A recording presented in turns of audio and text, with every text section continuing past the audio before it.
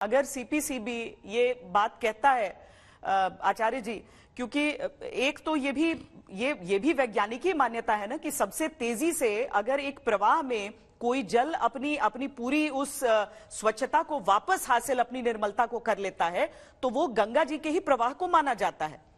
पर क्या यहां पर सीपीसीबी का ये कहना और उस प्रदूषण के बारे में कहना, आप उस पर क्या अपने विचार व्यक्त करेंगे?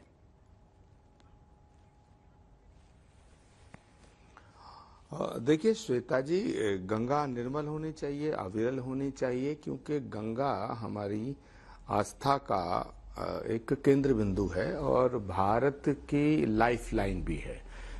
गंगा कई दृष्टिकोण से, धार्मिक दृष्टिकोण से, पौराणिक दृष्टिकोण से, आध्यात्मिक दृष्टिकोण से और राष्ट्रीय दृष्टिकोण से बहुत महत्वपूर्ण है।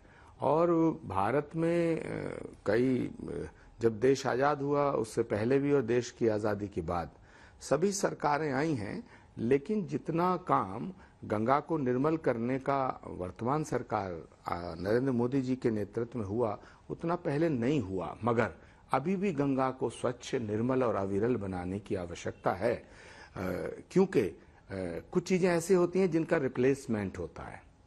अगर हम कोई इमारत बनाएं और वो खराब हो जाए तो हम उसको तोड़ फोड़ करके ठीक कर सकते हैं, और अगर कोई इमारत गिर जाए हम बहुत बड़ी बिल्डिंग, बहुत बड़ी चीजें बना सकते हैं। लेकिन गंगा अगर मर गई तो गंगा ने दम तोड़ दिया, तो कौन है भगीरथ दोबारा धरती पे जो गंगा को लाएगा?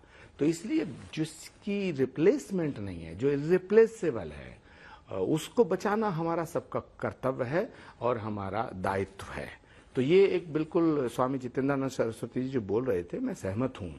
बट ये जो कुंभ का विषय है, जिसको लेकर आप सब मुझसे पहले तमाम विद्वानों ने अपनी राय रखी, तो ये जो महाकुंभ है ये सनातन का महापर्व है, और सनातन के महापर्व की वजह से कुछ आसुरी शक्तियां जो हैं वो व्याकुल हैं, वो तड़प रही हैं, वो परेशान हैं, वो जैसे बोतल का जिंद बाहर आ जाता है उस टाइप से भटक रही हैं। कैसे सनातन को बर्बाद किया जाए, कैसे सनातन को बदनाम किया जाए।